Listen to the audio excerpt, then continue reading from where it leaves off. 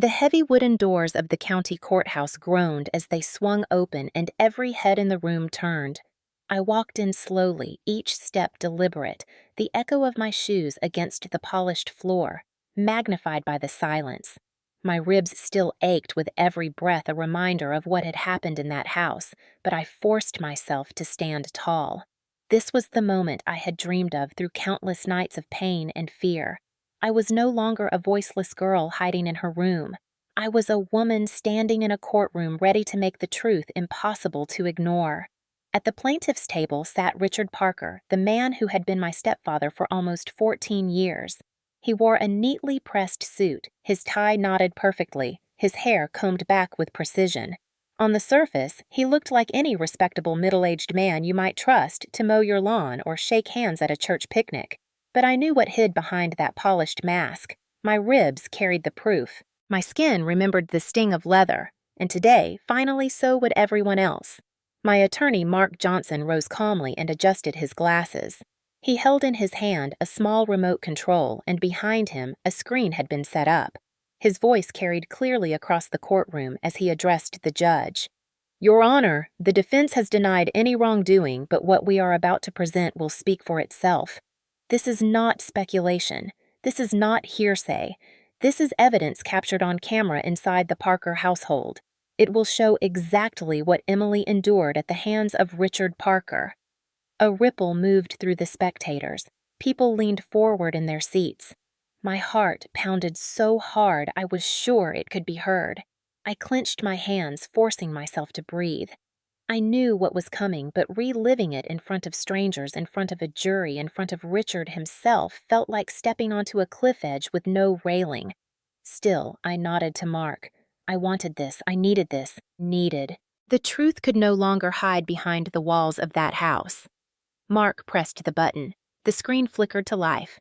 At first, the image was grainy, the view of a dimly lit living room, but then the sound filled the room. The sharp crack of leather against skin. My own voice screaming, "Stop! Please, stop!" The jury flinched visibly. A woman in the front row covered her mouth. The sound of my body hitting the floor echoed from the speakers, and then his voice followed cold and commanding. "No one will believe you. You are nothing without me." The color drained from Richard's face. He shifted in his seat, his jaw tightening, his hands gripping the table until his knuckles turned white. Beside him, my mother Linda sat trembling, her eyes darting between me and the screen. She did not move to comfort me then, just as she had not moved that night. Her silence was as loud as his violence. The judge banged the gavel once to quiet the murmurs, but even he leaned forward, his eyes narrowing on the screen. The video continued. Another crack of the belt. My body curled up on the floor. A gasp ran through the courtroom as the footage captured the moment I struggled for breath, clutching my side where my ribs had broken under the force of his blows. The pain in that recording reached across time, grabbing hold of everyone watching. There was no escape, no excuse, no way to explain it away. The truth was undeniable. I stared at Richard. For years, he had towered over me, controlling every choice, every movement, every word that left my mouth. But now the roles were reversed. He was the one exposed. He was the one stripped bare in front of everyone whose respect he had carefully cultivated. The congregation members from our church were there. Neighbors who had waved at him each morning as he left for work were there. Even the mayor of our small town had taken a seat in the back. They were all seeing the man behind the mask, the man I had always known, the man who had broken my ribs with a belt while my mother watched in silence. The screen finally went dark. The silence that followed was heavier than any words. For a moment, no one moved. Then whispers broke out harsh and urgent. My attorney's voice cut through. "This is my client, Emily Parker. She is alive, she is here, and she carries the scars of what was done to her.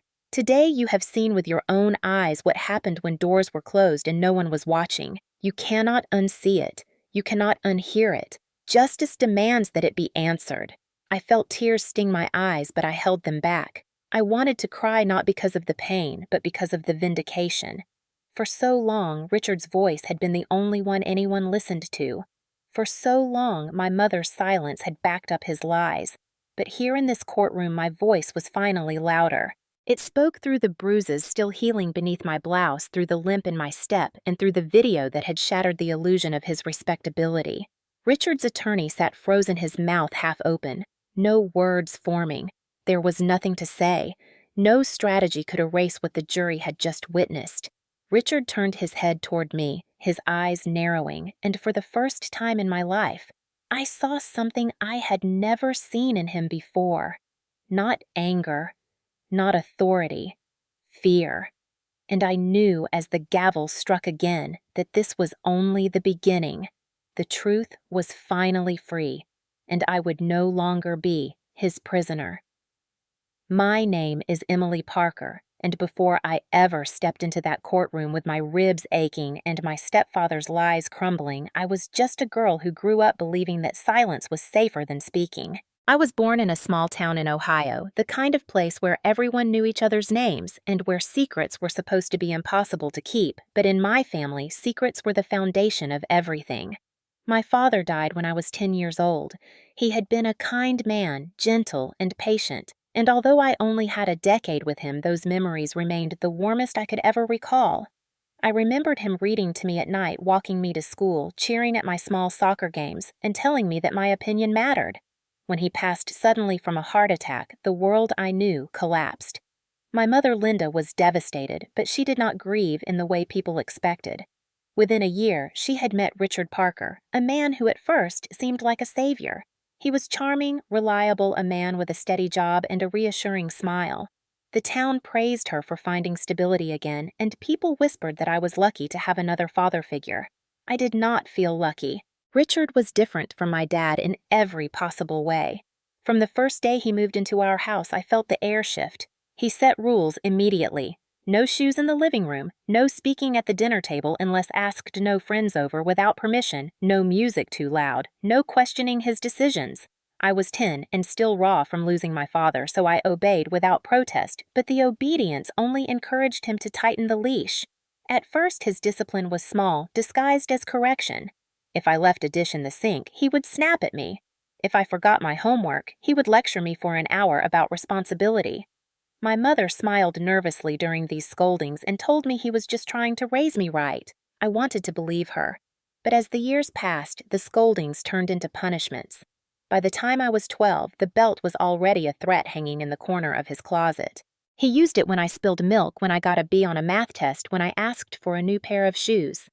Each time he swung it across my back or legs, he would remind me that no one outside this house would care, that no one would believe me, that families keep their problems private. My mother stood by the doorway every time. Sometimes she winced at the sound. Sometimes she turned away, but she never stopped him. She told me afterward that I should not provoke him, that I should try harder to be good, that this was discipline, not cruelty. And so, I learned to stay quiet. I learned to walk on eggshells, to anticipate his moods, to avoid eye contact when his jaw was clenched, to disappear into my room whenever possible. My childhood shrank into shadows and silence. At school, I pretended to be normal. I laughed with classmates, raised my hand in class, smiled in pictures, but beneath the surface, I was terrified of going home. My friends thought my stepdad was strict, but they never knew the depth of it because I never told them. Shame glued my lips shut. How could I admit that the man everyone saw shaking hands at church was the same man who yanked me by the hair and slammed me against a wall because I had forgotten to fold laundry? By the time I was 15, I had developed habits of survival. I checked the position of his belt when I entered a room. I memorized the sound of his footsteps to gauge how angry he might be. I learned to swallow my own opinions before they ever reached my tongue. At dinners he spoke, and my mother nodded, and I sat quietly eating whatever was on my plate without question. If I dared to speak, if I dared to disagree, the night usually ended with bruises I had to cover the next day. My mother's silence hurt more than his violence. She had once been my source of comfort, the one who kissed my scraped knees and braided my hair. Now she was his ally, or at least his enabler, convincing herself that obedience and silence were the only way to keep peace. She became his shadow, parroting his words, smoothing his excuses to neighbors, and teaching me that defiance meant destruction. In those years, I started to feel invisible, like my existence was reduced to how well I could stay out of trouble. The rare moments of joy came in small victories like sneaking to the library and losing myself in books where girls were free and safe, or laughing with a friend at school who never asked too many questions about the bruises I brushed off as clumsiness. Deep down, though, I carried a growing weight, the knowledge that this was not normal, that families were not supposed to feel like cages. Still, I endured. I told myself that if I kept my head down until adulthood, maybe I could escape. When I turned 18, I thought freedom would come, but Richard had already tightened the net. He convinced my mother that I should not go to college, that it was a waste of money. He said girls like me did not need education, they needed discipline and structure. My mother agreed. When I suggested getting a job, he sneered and told me any money I earned would go straight to the household, not to me. My dreams of independence were crushed again, but a stubborn spark inside me refused to die. I started working small shifts at a local coffee shop without telling him. For the first time, I earned a few dollars of my own, and though it was not much, it was mine. That tiny taste of independence lit a fire in me. I realized that survival was no longer enough. I wanted to live. But Richard sensed the change in me. He had built his control on my compliance, and the moment he felt it slipping, his violence escalated. What began as verbal insults became harsher punishments. His belt struck harder, his voice grew colder, and the walls of our house felt like they were closing in. I was 20 when I first imagined a life beyond his reach. It was only a dream then, but that dream gave me strength to keep going. I did not know it would also provoke the most brutal attack I had ever endured, the one that broke my ribs and finally forced me to stand up, not just for survival, but for justice. By the time I reached 23 years old, I had begun to believe that my life would always be measured by how quietly I could survive Richard's moods. But something shifted that year, a change so small at first that I almost did not notice it. I managed to secure a job as an administrative assistant at a small insurance firm in town, and unlike the shifts at the coffee shop, this job felt permanent, legitimate, something I could hold on to without his immediate interference. For the first time, I had a salary that came in every 2 weeks with my name on it, not his, and though he demanded to know every detail of my hours and my duties, he could not stop the check from landing in my account. It was modest money, but to me it felt like a golden key, a promise that independence was not just a fantasy. I began to imagine what life could be if I could keep this job long enough. I pictured myself renting a small apartment one with a door that locked only from the inside. A place where the sound of footsteps in the hallway would not send my stomach twisting. I pictured shelves filled with books. I had chosen clothes in a closet that no one criticized, the smell of coffee I brewed for myself each morning without worrying about whether Richard thought it was a waste. These small dreams became my lifeline. My best friend Sarah, who had never stopped checking in on me even when I tried to keep her at arm's length, noticed the change in me. She said my voice carried a little more strength, that my eyes looked less haunted. She encouraged me, told me I deserved more than survival, told me she would help me when I was ready. Her words planted courage in me, and though fear still coiled in my chest every time I went home, I began to believe her. Richard, however, also sensed the change. Control was his lifeblood, and when he saw me coming home with a small smile after work, when he noticed that I no longer flinched at every question, his temper grew sharper. He scolded me for being gone too long, demanded to know who I spoke with at work, accused me of planning to abandon the family. My mother repeated his accusations, urging me not to forget everything Richard had done for us, insisting that I owed him loyalty. Their words pressed on me like chains, but now I knew there was another world beyond those walls, a world where I could breathe.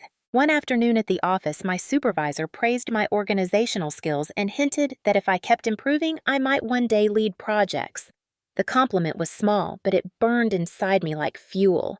For so many years, my worth had been defined by Richard's cruelty, and in a single sentence from a stranger, I was reminded that I was capable, intelligent, and worthy of more than being beaten into submission. That evening, as I sat in my car in the parking lot before driving home, I whispered to myself that I would not live under his belt forever. The thought terrified me, but it also strengthened me. Hope once planted is stubborn.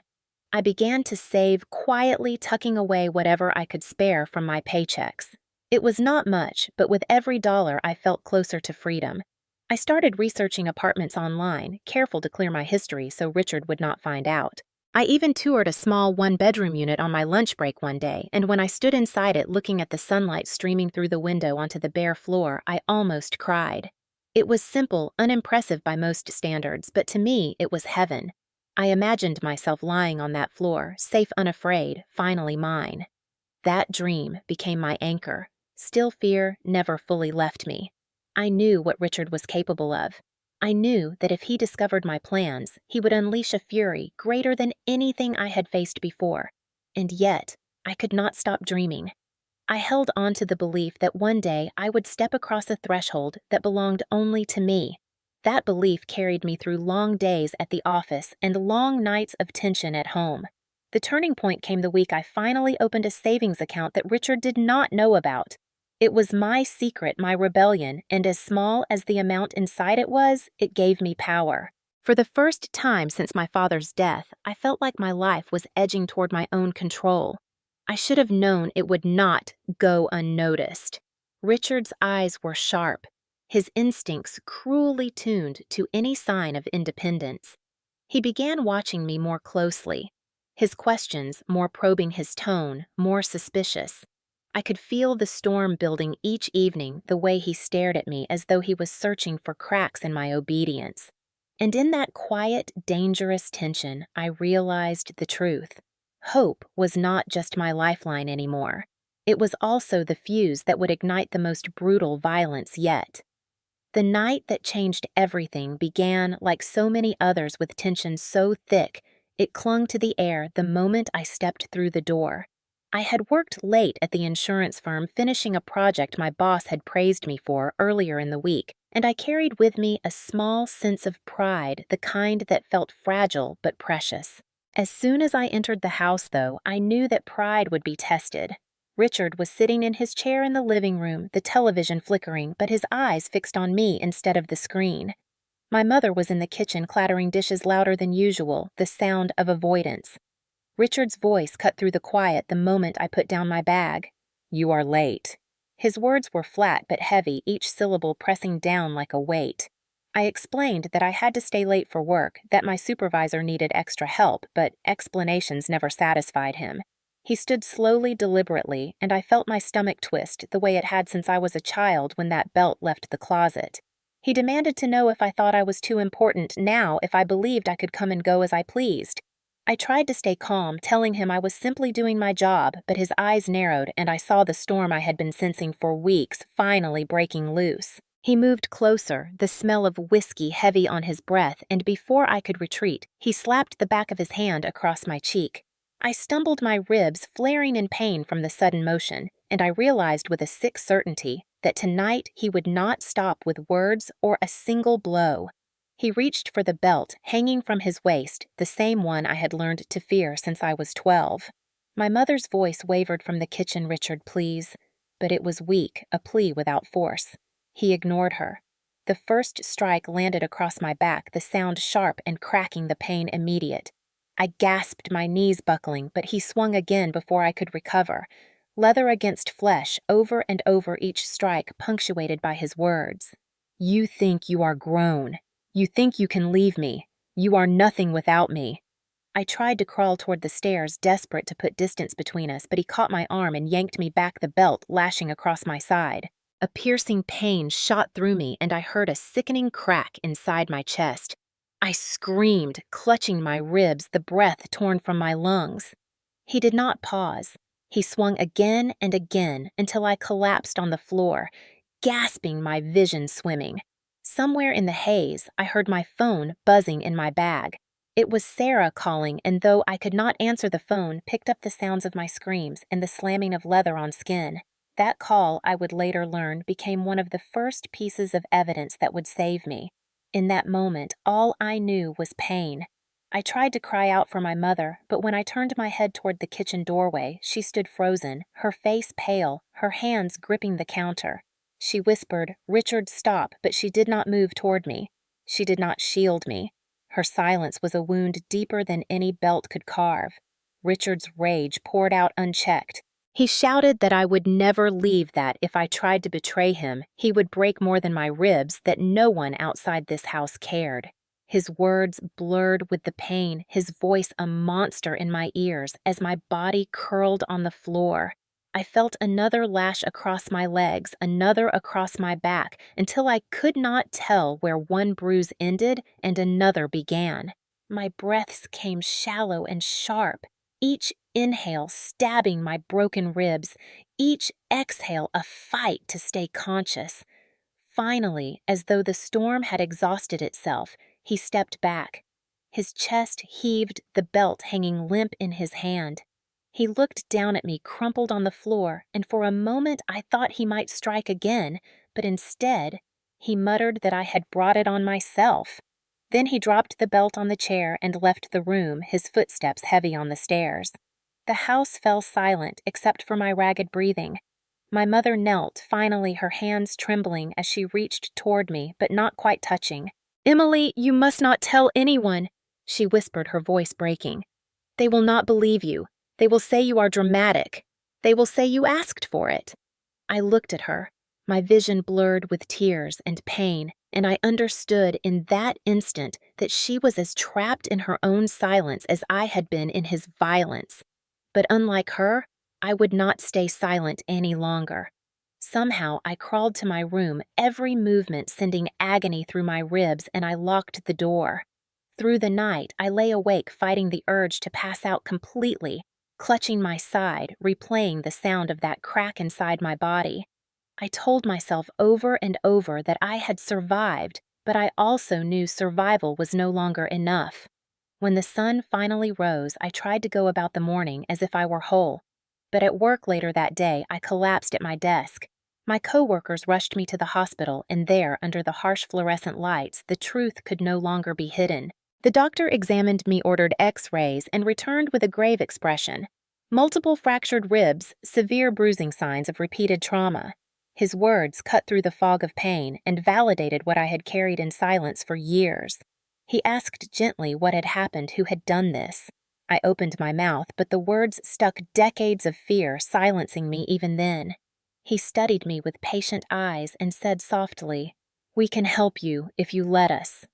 That sentence, simple as it was, cracked something inside me that no belt could reach. For the first time in my life, someone believed what my body had been screaming for years. Someone wanted to help me, not silence me.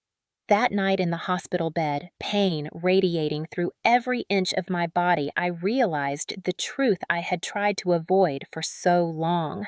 Richard would never stop. My mother would never protect me. And if I did not take action, I would not survive the next beating. The turning point had arrived, and though my ribs were broken, my spirit was hardening. I would find a way to fight back. The morning after the beating, the house felt like a tomb, heavy with silence and shame. I could barely lift myself from the bed, every breath cutting into my ribs like glass. But I knew if I stayed upstairs, Richard would drag me down anyway. I forced myself into the kitchen, moving carefully, trying to hide the wince that came with each step. My mother was at the stove, her hands trembling as she stirred a pot of oatmeal.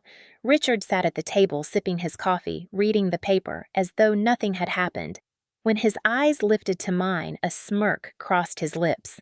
"How are the ribs, Emily?" he asked, his tone light but filled with poison. I swallowed hard, refusing to answer.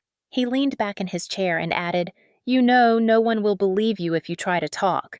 Families do not wash their dirty laundry in public." My mother glanced at me with pleading eyes as if begging me not to say anything, and then she whispered the words that would haunt me more than the beating itself. "Emily, do not tell anyone. People will think you are exaggerating. They will think you are trying to destroy us. If you stay quiet, things will calm down." I stared at her in disbelief, the ache in my chest intensifying not only from the broken ribs, but from the betrayal. How could a mother see her child broken on the floor and still ask her to pretend nothing had happened? Yet, in that kitchen surrounded by their combined weight, I felt the old cage closing around me. Richard chuckled, enjoying my silence. "That is right," he said. "No one will believe you. I am the respected man in this town. You are just a girl who cannot control herself. Do you really think the police will take your word over mine?" His words were knives twisting into the parts of me that had always doubted my own strength. He had spent years grooming me to accept that silence was my only option, and my mother's frightened agreement seemed to confirm it. For the rest of the morning, I moved like a ghost, keeping to myself, wrapping my arms around my chest to shield the pain, whispering promises to myself that I would not let this be the end. When I went to work, determined to act as though nothing was wrong, my body betrayed me. The sharp ache in my ribs made every movement unbearable, and halfway through the day, I collapsed at my desk. My coworkers rushed me to the hospital, and for the first time in my life, I was surrounded by people who were not willing to accept silence as an answer. The doctor reviewed my x-rays and shook his head, clearly disturbed. "Emily, these injuries are not consistent with a simple fall. These are from direct blunt force trauma, and they are not the first ones either. You need to be honest with us." Still, the words caught in my throat. Decades of Richard's threats and my mother's warnings weighed down every attempt at honesty. I wanted to tell him, but I could hear Richard's voice in my head repeating that no one would believe me, that I was nothing without him. The nurse, a woman with kind eyes, touched my arm and said softly, "I know what it looks like when someone is hurting at home. You are not alone." Those words pierced through the fog of fear, and for the first time I felt the faintest spark of courage. Even so, when the police officer arrived and asked what had happened, I hesitated. My mother had already texted me from home a message that read simply, "Please, for all our sakes, stay quiet." The weight of that plea pressed down on me like another blow from the belt. I told the officer I had fallen down the stairs, my voice shaking with the lie. He wrote it down, but his eyes lingered on me unconvinced.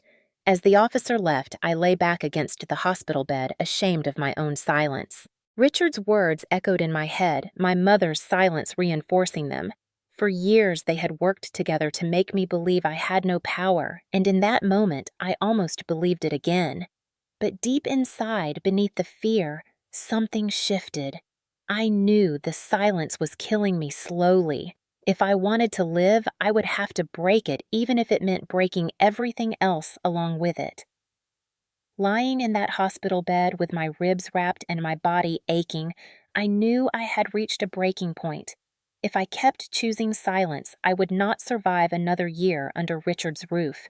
He had already proven he was willing to break me physically, and my mother had proven she would rather protect him than protect me. The shame of lying to the police officer gnawed at me, but so did the faint spark of hope that had been lit by the nurse's gentle words. I was not alone, she had said, and as I lay awake that night, I realized she was right.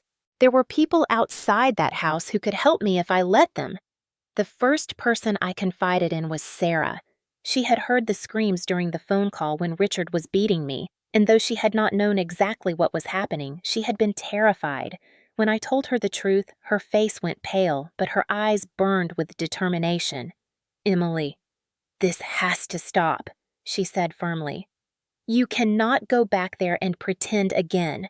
We need to get proof, and we need to get the police involved properly." At first, the idea scared me more than another beating, but the longer I thought about it, the more I realized she was right. Words alone had never been enough to fight Richard.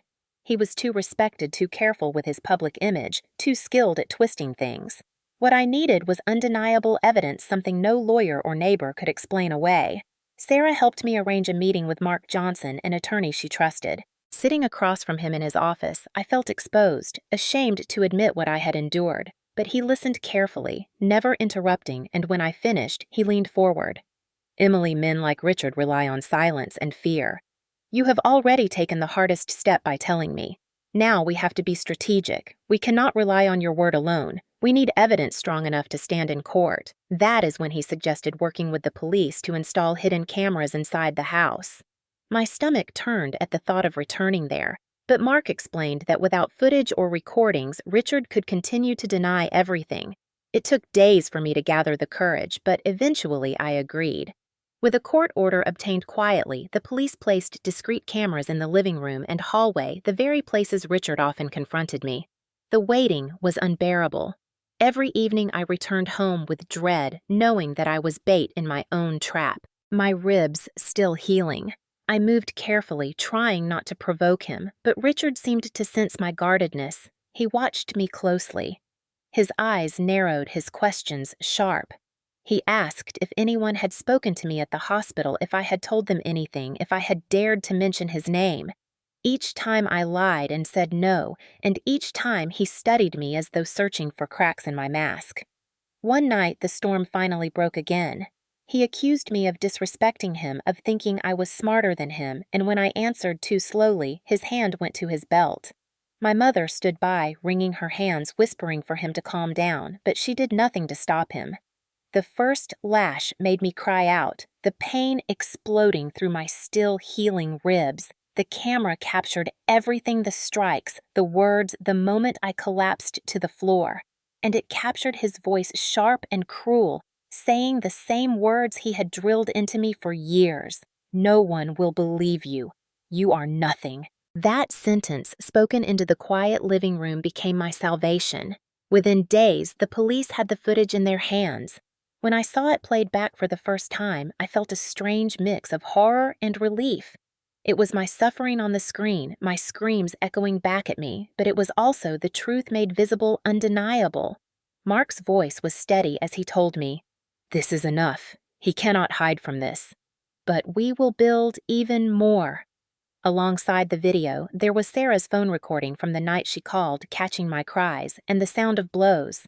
There was also Mr. Miller, our neighbor, who finally admitted he had heard yelling and the crack of a belt many times through the walls. At first, he had convinced himself it was family arguments, but now he realized it was violence. He agreed to testify. Slowly, the net tightened. Richard did not know yet that his words and actions were caught. He still strutted around the house, issuing orders, mocking me for my quietness, believing he still held all the power. But inside, I felt something shifting. For the first time in my life, I had the upper hand, even if he did not know it. I was gathering the pieces of his downfall right under his nose. The day the police asked me to come in and give a full statement, I felt fear clawing at me. But when I sat down in that small interview room and pressed play on the video hearing again, his voice promising that no one would believe me, I realized that fear was no longer in control. I told the officers everything from the first beating when I was 12 to the night he broke my ribs. My voice shook, but it did not stop. When I finished, one of the officers said quietly, "Emily, you have been incredibly strong. We are going to make sure he faces justice." Walking out of that station, I felt lighter than I had in years. I knew the road ahead would be long, that the trial would drag my pain into the public eye, that Richard would fight with every weapon he had, but I also knew he could no longer hide behind silence. The evidence was too strong. The cage he had built for me had become a trap for himself. And for the first time since I was 10 years old, I felt the air in my lungs without his shadow pressing down on it. The day of the trial dawned cold and gray, the kind of morning where the air itself seemed to hold its breath. I dressed carefully, choosing a simple black dress that hung loosely over my still tender ribs. I wanted to appear strong, but I also wanted to be honest about the pain I still carried. When I looked at myself in the mirror, I saw the faint outline of bruises fading into yellow and purple, beneath the fabric reminders of everything that had brought me here. My attorney, Mark Johnson, met me on the courthouse steps. He carried a folder thick with evidence and gave me a reassuring nod. "Emily, we are ready," he said firmly. "Just tell the truth. That is all you have to do." As we walked inside, the courtroom was already filling with people. Neighbors who once waved politely at Richard sat in the gallery whispering to each other. Members of our church congregation, people who had known me since childhood, were present, their faces tense with curiosity and unease. Even the mayor had slipped into a seat near the back. Everyone wanted to see the truth revealed. At the defense table, Richard sat with his lawyer, his posture stiff, his expression carefully composed. He looked like the man everyone thought they knew, respectable, controlled, but I saw the tension in the way his hands clenched into fists, the twitch of his jaw when his eyes flicked toward me. Beside him sat my mother, her face pale, her eyes downcast. She looked smaller than I had ever seen her, but I felt no sympathy. Her silence had been as loud as his violence, and today that silence would be dragged into the light too. The judge entered, and the proceedings began. Mark rose to make his opening statement, his voice steady and deliberate. Ladies and gentlemen of the jury, today you will hear about years of abuse hidden behind the walls of a family home. You will see evidence that cannot be ignored, and you will understand that this is not about discipline or misunderstandings. This is about violence control and a young woman who was nearly destroyed by the very man who was supposed to protect her. The defense attorney followed with his own statement, trying to paint me as dramatic, suggesting I had fabricated the story to escape family obligations. He claimed Richard was strict but fair, that I was an ungrateful stepdaughter seeking revenge. His words stung, but I knew they would not survive the weight of what was coming. The first piece of evidence presented was my medical records. The doctor testified about the fractures in my ribs, the pattern of injuries consistent with repeated blunt force trauma. He explained calmly that these were not the result of a fall or accident, but of intentional strikes. The X-rays were projected on the screen, stark black and white images of bones cracked and splintered. The jury leaned forward, their faces grim. Next came the testimony of Sarah. She described the night she had called me and heard screams through the phone, the sound of leather striking flesh, my voice crying out. Her hands shook as she recounted it, but her words were clear, unwavering. Then Mr. Miller, our neighbor, took the stand. He admitted he had heard shouting crashes and the sharp crack of what he now recognized as a belt many times over the years. He confessed his shame at not speaking sooner, his voice breaking as he apologized to me directly. I nodded to him, grateful despite the years of silence, because every piece mattered now. Finally, Mark turned to the piece of evidence that would seal everything. He pressed play on the hidden camera footage. The screen flickered to life, showing the dimly lit living room, Richard towering over me, belt in hand. The sound filled the courtroom, my screams echoing, his voice booming. "No one will believe you. You are nothing without me." Gasps rippled through the room. A woman in the gallery began to cry. Even the judge leaned forward, his brow furrowed in anger. Richard shifted in his seat, his mask cracking. He muttered something to his attorney, his face red, his composure unraveling. When the video ended, the silence was deafening. Then whispers erupted, harsh and horrified. Mark stood tall. "This," he said, "is not discipline. This is not love. This is abuse captured in real time. There is no denying it." The defense attorney tried to object, to claim the footage was manipulated, but the judge overruled him. The authenticity had already been verified. The jury had seen it with their own eyes. When it was my turn to testify, my hands trembled as I was sworn in. But when I began to speak, my voice steadied. I told them about my father dying when I was 10, about Richard entering our lives with charm that soon turned to control.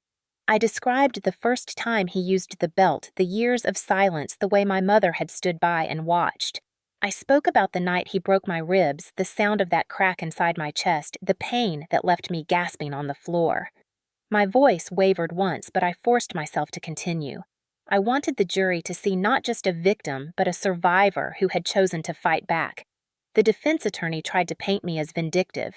He asked if I hated Richard, if I wanted him punished.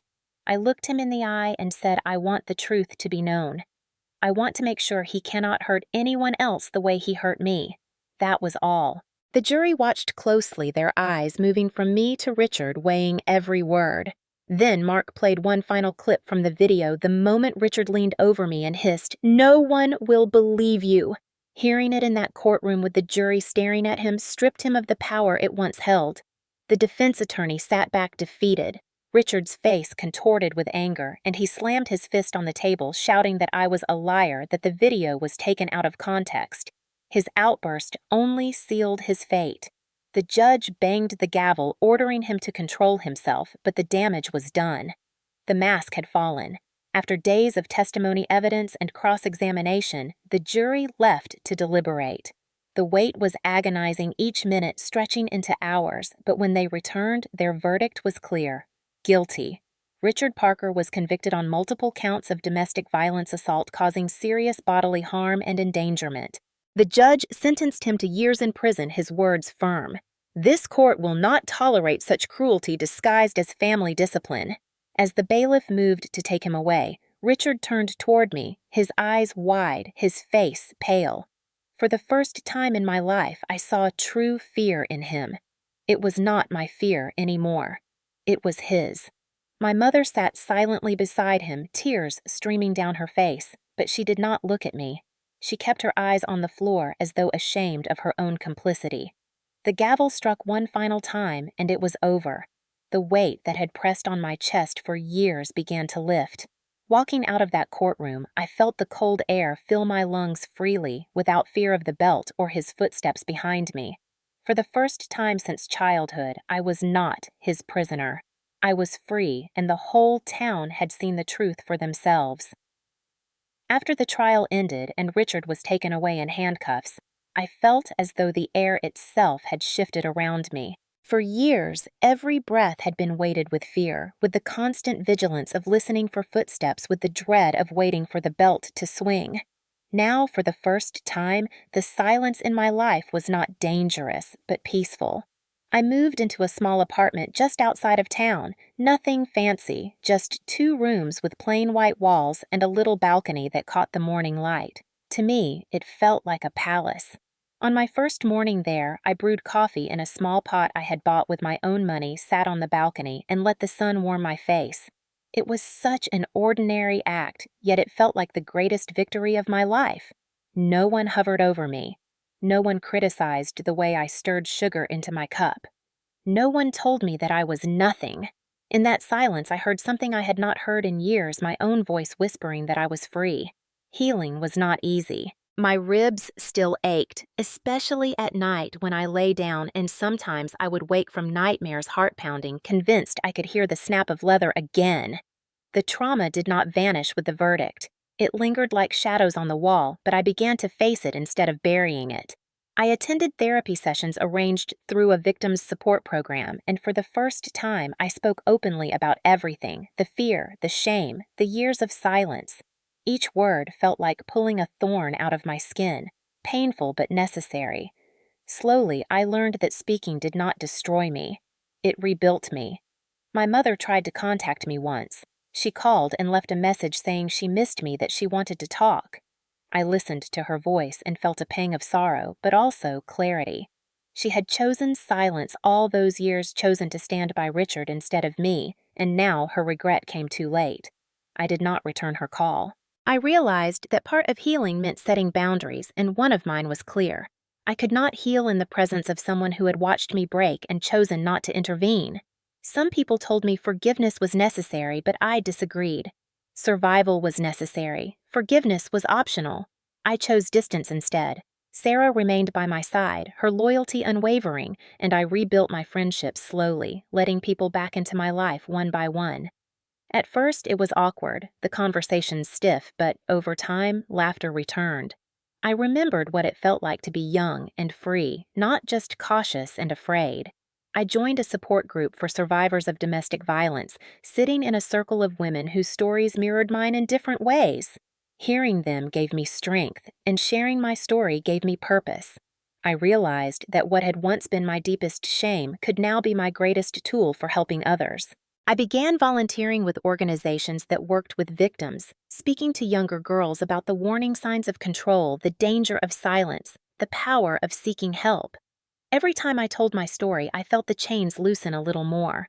The money I earned at my job, I managed carefully saving toward dreams I had once thought impossible. I enrolled in night classes at the community college, determined to finish the education Richard had tried to deny me. Sitting in a classroom with students younger than me was intimidating at first, but I reminded myself that this was my life and my pace. Each class, each exam, each step toward a degree felt like reclaiming what had been stolen. One evening, sitting on my balcony with my books spread out in front of me, I realized that my life no longer revolved around fear or pain. It revolved around choice, my choices. That realization was more powerful than any verdict. Occasionally, I still saw people from town who remembered the trial. Some would stop me to say they were sorry for not seeing sooner. Some would simply nod with respect. The whispers that once shamed me were gone, replaced by acknowledgement. They had seen the truth in that courtroom, and Richard's mask was shattered forever. He would never again walk through this town as a respected man. He would serve his sentence as the abuser he was, and I no longer carried the burden of his secrets. What I carried now was resilience. Looking back, I understood that family is not defined by blood or marriage. Family is defined by love, by protection, by support. Richard had never been family. My mother had chosen silence over love. My real family were the people who stood by me when I finally spoke, people like Sarah, people like the nurse who encouraged me, the attorney who believed in me, the neighbor who finally found his courage. They had shown me what family could mean. In quiet moments, I thought of my father, the man who had loved me in the short years I had with him. I imagined what he would say if he saw me now, standing on my own, choosing my own path. I hoped he would be proud.